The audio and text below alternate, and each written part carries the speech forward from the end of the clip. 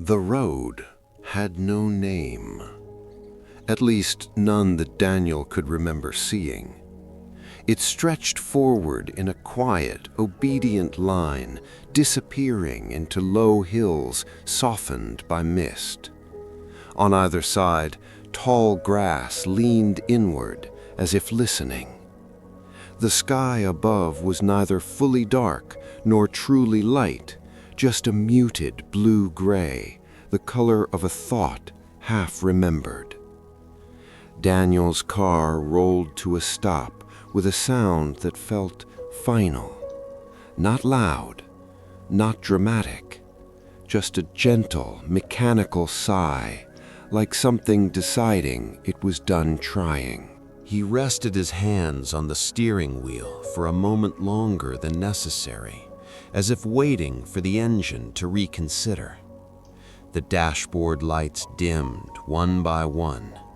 Silence settled in, thick but not heavy. Daniel exhaled slowly. "It's fine," he said aloud, his voice sounding oddly small inside the car.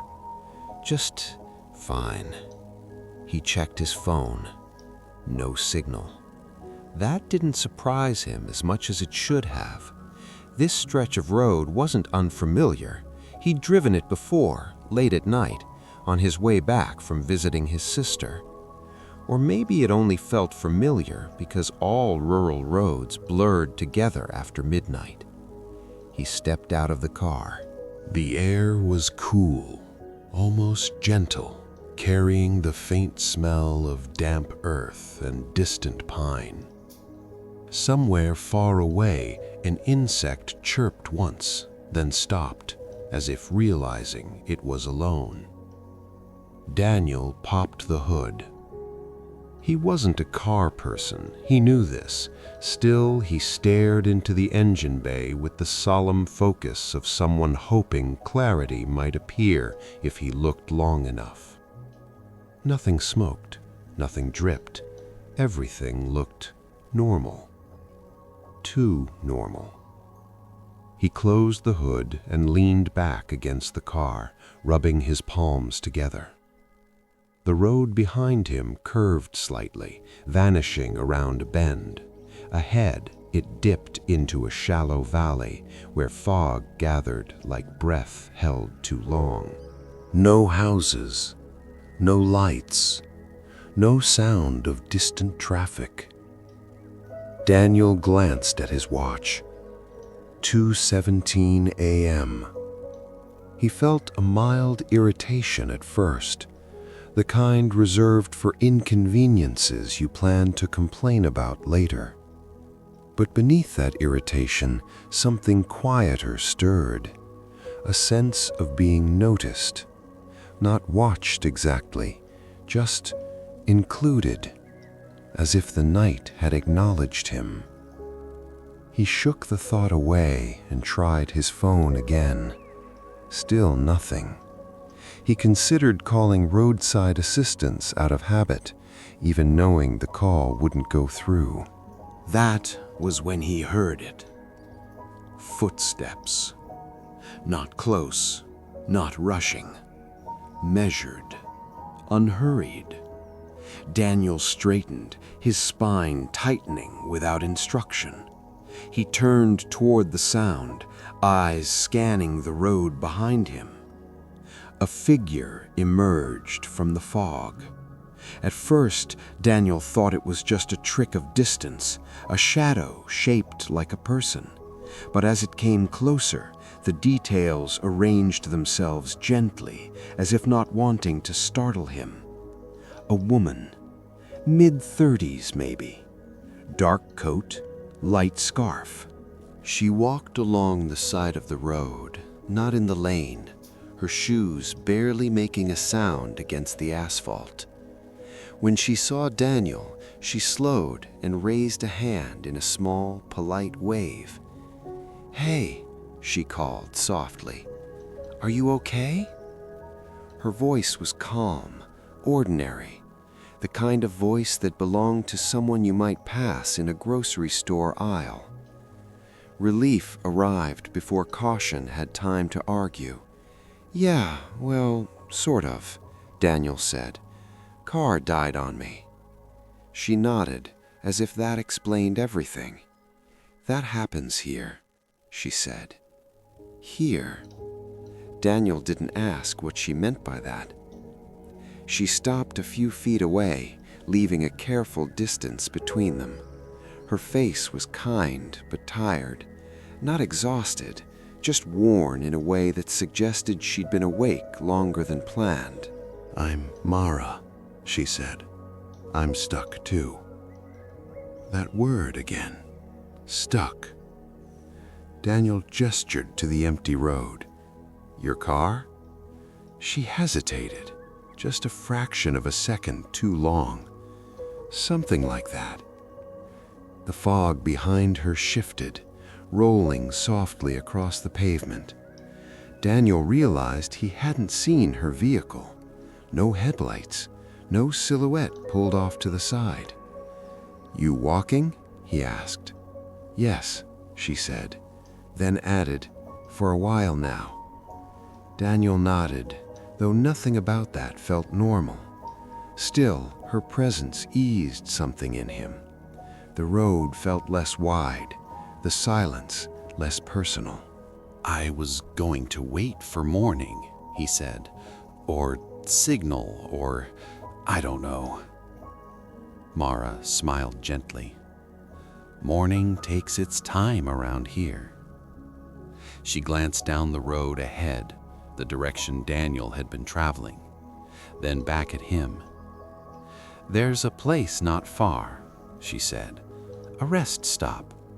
Old but dry, warm enough. People pass through sometimes." Daniel felt a subtle pull at the word people. "Sometimes?" he asked. "Enough," she replied. He looked at his car. Leaving it felt wrong, like abandoning a promise. But staying alone on the roadside felt worse now that he knew how quiet it truly was. "Can I lock it?" he asked, more to himself than to her. "Of course," she said. "The road remembers." He wasn't sure what that meant, but he locked the car anyway. The click echoed louder than it should have. They began walking together. Their footsteps fell into an easy rhythm, side by side, but not touching. The fog parted for them in slow, patient waves. Daniel noticed that no matter how far they walked, the sound of their steps never seemed to travel ahead of them, as if the road absorbed it all. "You live nearby?" he asked. Mara shook her head. "I thought I did once." That answer lingered between them. After a few minutes, Daniel became aware of something else. The signs, small reflective markers, were unfamiliar. Some were scratched, some were bent slightly inward, as if leaning closer to the road than intended.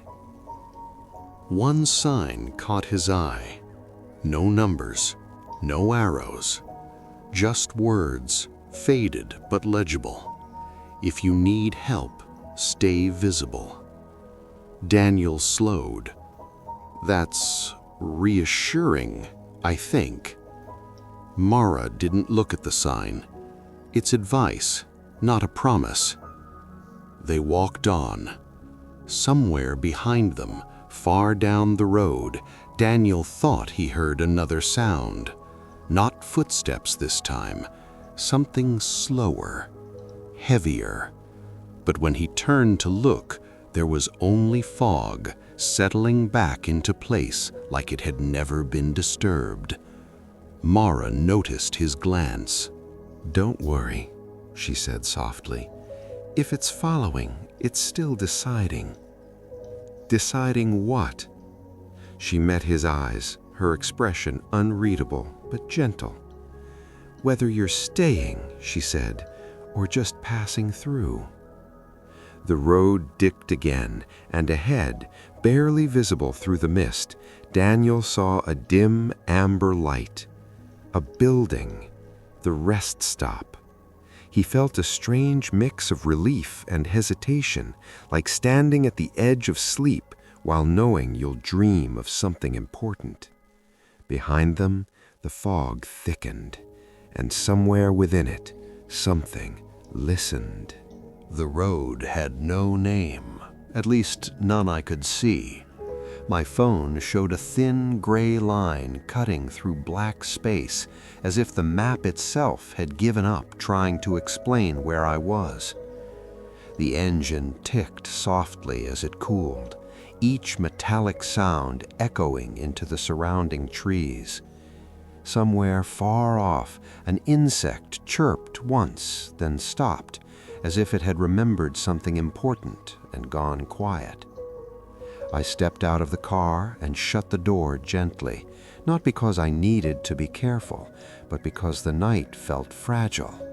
The air was cooler here, heavier, carrying the faint smell of damp leaves and old earth. When I looked up, the sky seemed unusually low, clouds hanging like a ceiling just above the treetops. I walked a few steps down the road, hoping to see headlights, a sign, anything that suggested I wasn't completely alone.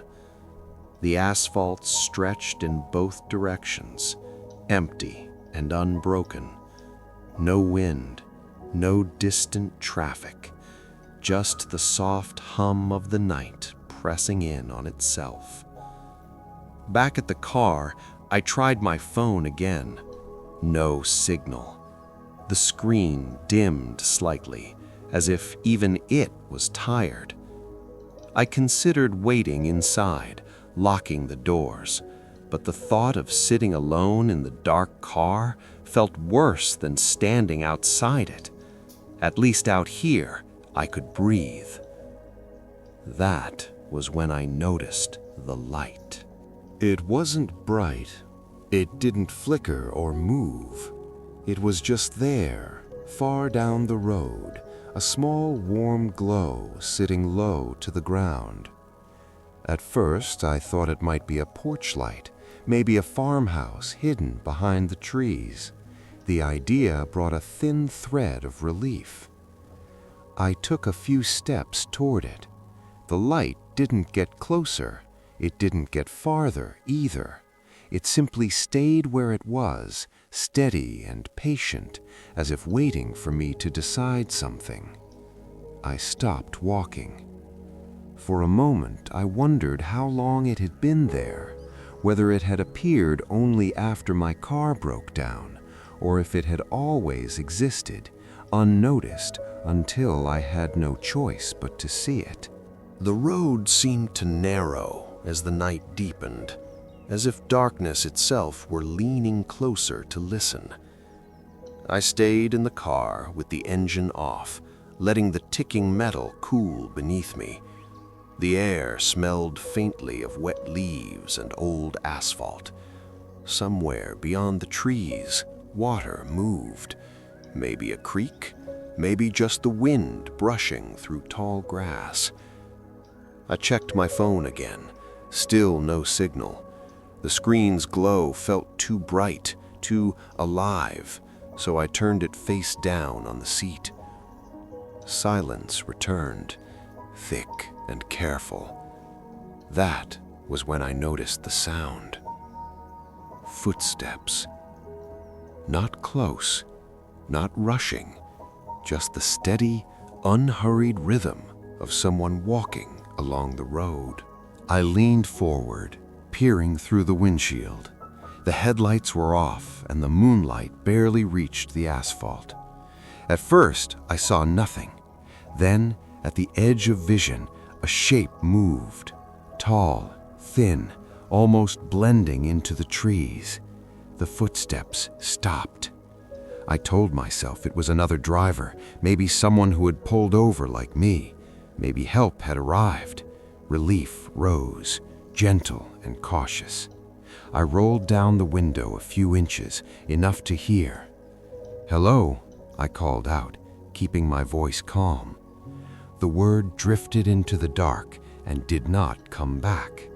Instead, there was a soft sound like fabric brushing against bark. The shape shifted again, closer now, but still not fully visible. I could feel eyes on me, not sharp or threatening, just attentive, as if whoever stood there was listening more than watching. "I'm stuck," I said, louder this time. "My car won't start." The road answered with silence. Then, from somewhere behind the trees, a voice spoke, not loud, not close, but clear enough to hear. "So am I." The words were gentle, almost tired. They didn't sound like a threat. They sounded like a confession. I gripped the steering wheel, feeling the worn texture under my palms, grounding myself. I wanted to see the speaker's face, to place the voice inside a person I could understand. "Where are you?" I asked. There was a pause, long enough that I wondered if I had imagined the reply at all. Then the footsteps began again, circling, slow and deliberate, never quite entering the light. "On the side of the road," the voice said softly. "Same as you." The road felt longer than it should have, stretching out beneath a sky that refused to fully darken. Even as night settled in, there was a faint grayness to the horizon, as if the world itself was hesitating. I stayed inside the car, engine off, listening to the ticking sound of cooling metal. It was comforting at first, like a slow heartbeat, but after a while, it only reminded me that nothing else was moving. I checked my phone again, still no signal. The screen reflected my face back at me, pale and tired, eyes searching for reassurance that wasn't there. I told myself to stay calm. Cars would pass eventually. Someone would stop. This road wasn't supposed to be abandoned. That was when I noticed the sound. At first, it was so faint I thought I imagined it. A soft crunch, like footsteps pressing into gravel far away. I leaned forward, peering through the windshield. The headlights were off to save the battery, so the road ahead dissolved into shadow after a few meters. Trees lined both sides, tall and dense, their branches overlapping like clasped fingers. The sound came again, closer this time. I rolled down the window just an inch. Cool air slipped inside, carrying the scent of damp earth and leaves. "Hello?" I called out, my voice thinner than I expected. The words seemed to sink into the darkness and vanish. No answer. Instead, there was movement near the tree line. Not a shape, not clearly, just a suggestion that something had shifted where it shouldn't have. My chest tightened. I reminded myself that animals wandered roads like this all the time. Deer, foxes, maybe even a stray dog. Still, I locked the doors. Minutes passed. The night grew quieter, as if holding its breath. Then a voice drifted toward me, gentle and uncertain. "Hey, are you okay?" It sounded human, normal, almost kind. I felt relief wash over me so quickly it made me dizzy. I pushed the door handle, then stopped. The voice had come from the trees, not the road. I looked again, trying to see who was speaking, but there was nothing there, just darkness layered over darkness. "I'm stuck," I said, forcing steadiness into my tone. My car won't start. There was a pause, long enough for doubt to creep back in. Then the voice replied, closer now, softer. Don't worry, I can help. I realized then that I couldn't hear any footsteps anymore. No rustle of leaves, no crunch of gravel, just the voice floating in the air as if it didn't need a body to carry it. And for the first time since I'd pulled over, I wondered if staying inside the car was really the safest choice, or if I had already waited too long. The road had a way of changing once the night settled fully into it. What had looked ordinary in the fading light now felt narrower, as if the darkness itself had leaned closer. I stayed inside the car, engine idling low, watching the trees breathe with the wind. Every so often, leaves brushed together in a sound that almost resembled footsteps, then dissolved back into silence. I tried my phone again. One bar flickered, then vanished. The screen reflected my own face back at me, paler than I remembered, eyes fixed too long on nothing. I turned the radio knob, hoping for even a whisper of static. Instead, the speakers crackled once and fell quiet, leaving the hum of the engine as the only proof that time was still moving. That was when I noticed the headlights behind me. At first, they were distant, barely more than two pale dots floating in the dark. Relief came quickly, almost embarrassingly fast. I stepped out of the car and raised a hand, the cool air brushing against my skin. The lights slowed, then stopped several yards away. They stayed there, unmoving, engine off, as if the car itself were holding its breath. I called out, my voice softer than I intended. The sound felt thin, swallowed by the trees. No answer came back. The headlights remained on, bright enough to cast long shadows across the road, shadows that stretched toward me and then retreated again as the wind shifted the branches. I walked a few steps closer. With each one, the sense of relief faded, replaced by something harder to name. The car behind me was older, its shape blurred by darkness, its windows black and unreadable. I couldn't see a driver. I couldn't even see movement inside. "Hello?" I tried again. The headlights flickered once. Then slowly, they dimmed and went out entirely. I stood there, alone between two silent cars, the road empty in both directions. When I turned back toward my own vehicle, the hum of the engine sounded too loud, almost impatient. I slipped back into the driver's seat and locked the doors, my hands trembling despite my efforts to steady them. Minutes passed, maybe longer. Time felt loose, unanchored.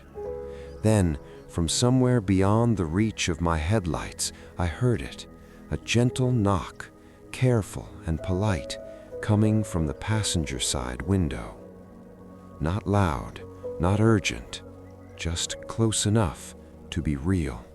The road felt narrower the farther I walked from the car. The darkness pressed in, not aggressively, but patiently, as if it knew I would not go far. My phone's flashlight wavered over cracked asphalt and tall grass bending inward, whispering as the wind passed through it. Somewhere behind me, my car sat in silence, hazard lights blinking like a slow, tired heartbeat. I told myself I was only walking to clear my head, that fear had a way of shrinking once you moved toward it instead of away. Still, every few steps I glanced back, half expecting to see headlights that hadn't been there before, or someone standing too close to the driver's door. The air smelled damp, like old leaves and cold metal. I realized then how quiet everything was. No insects, no distant engines, just the soft crunch of my shoes and my own breathing, louder than it should have been.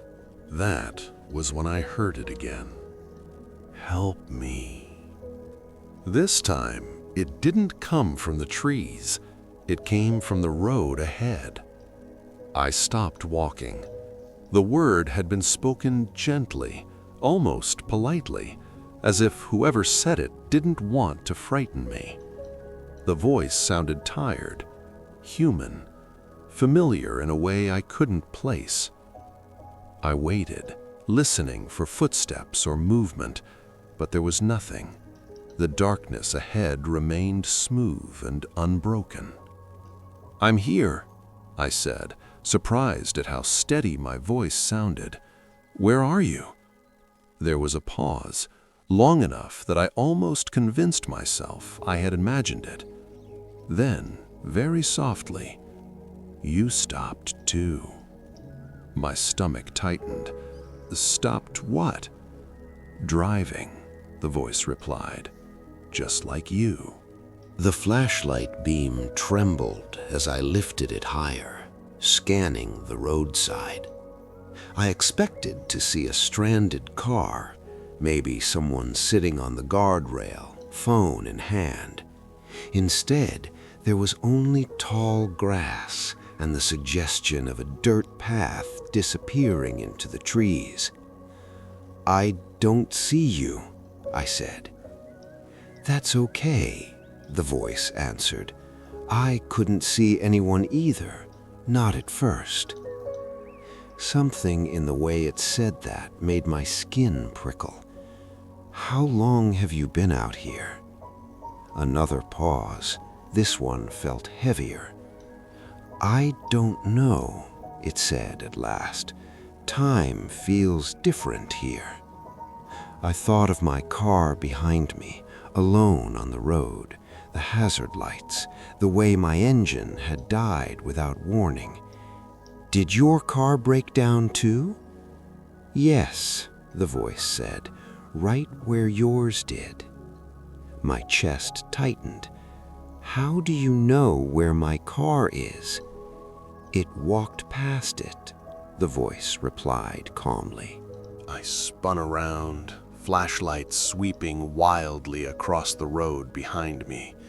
There was nothing, no movement, no shadow pulling away into the dark. "That's not possible," I said, my words coming out faster now. "I would have seen you." "I said the same thing," the voice murmured, "before I understood." The wind shifted, carrying the smell of damp earth closer.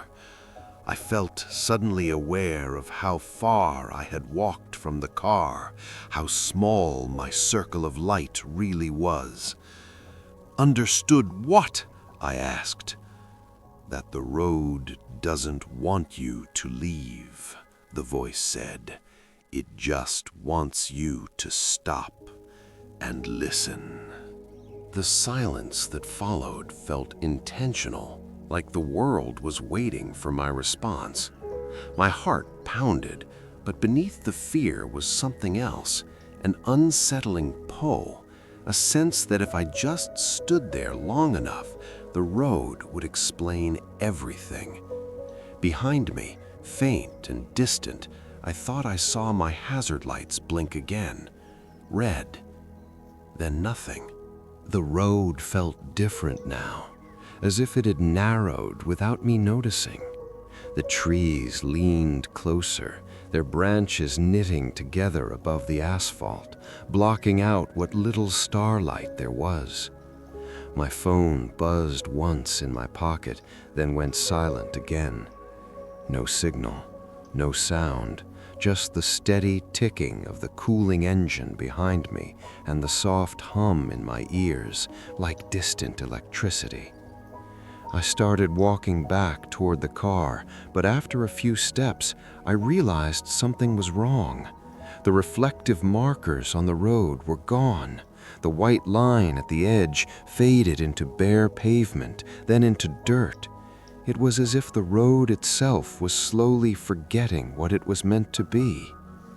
"Help me," I whispered, not expecting anyone to hear. The words felt rehearsed, too familiar, like a line I had practiced in another life. That was when I heard footsteps. They were slow and deliberate, matching my pace, but never quite catching up. I stopped. The footsteps stopped. I turned around, heart tight in my chest, but the road behind me was empty. Just trees, just darkness, just the quiet breathing of the night. Then a voice drifted out from somewhere ahead. "Still stuck?" It wasn't threatening. That was what made it unsettling. The voice sounded tired, almost kind, as if checking on a neighbor whose car had broken down one too many times.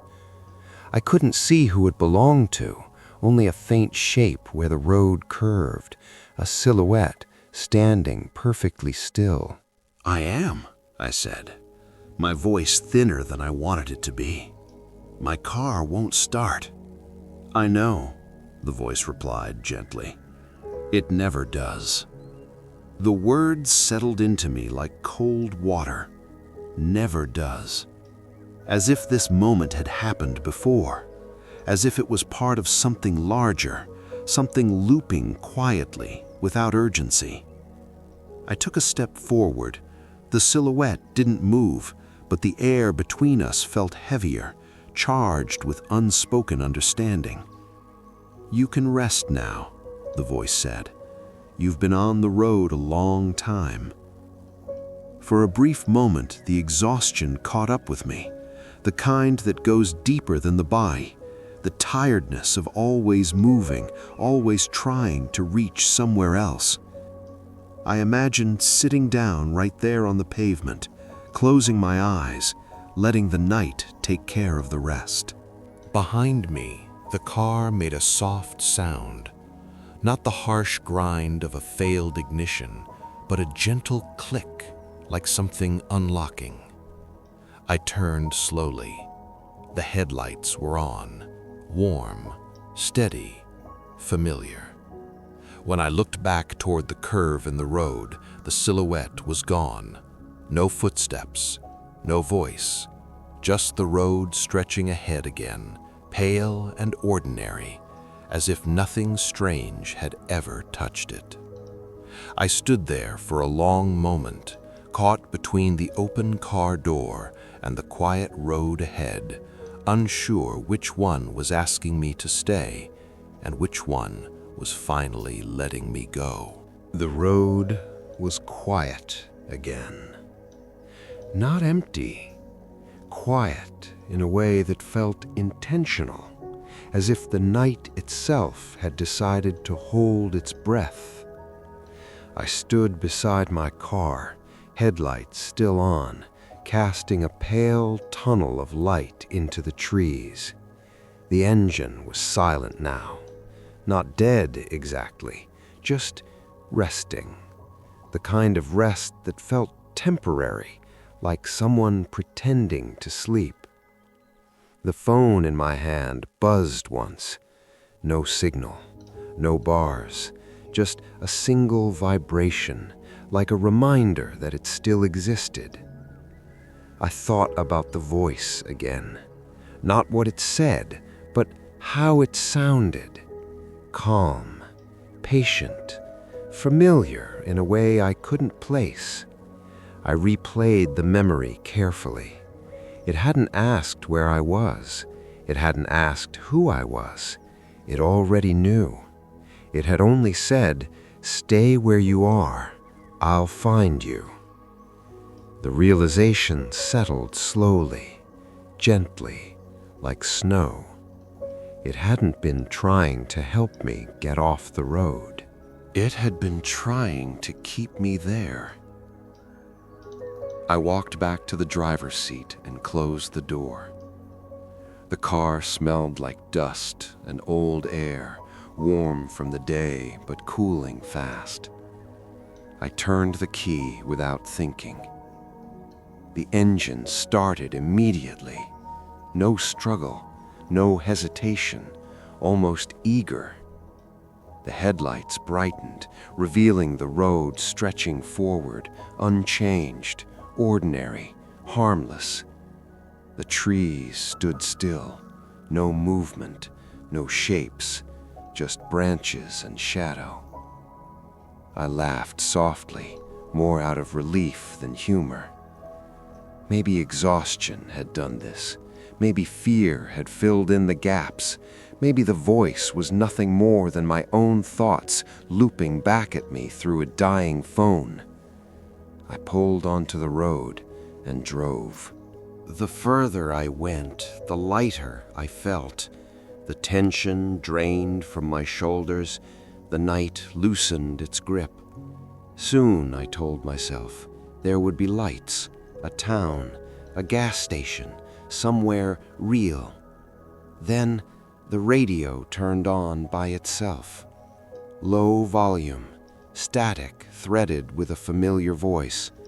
"Please," it said, "I'm stuck on the side of the road." My hands tightened on the wheel. The words weren't panicked. They weren't urgent. They were calm, just like mine had been. I didn't stop. I didn't slow down. I kept driving as the voice repeated softly, over and over, fading in and out of the static. And as the road stretched endlessly ahead, one quiet thought followed me, steady and unsettling. Somewhere, someone was hearing my voice for the first time and wondering if they should stop.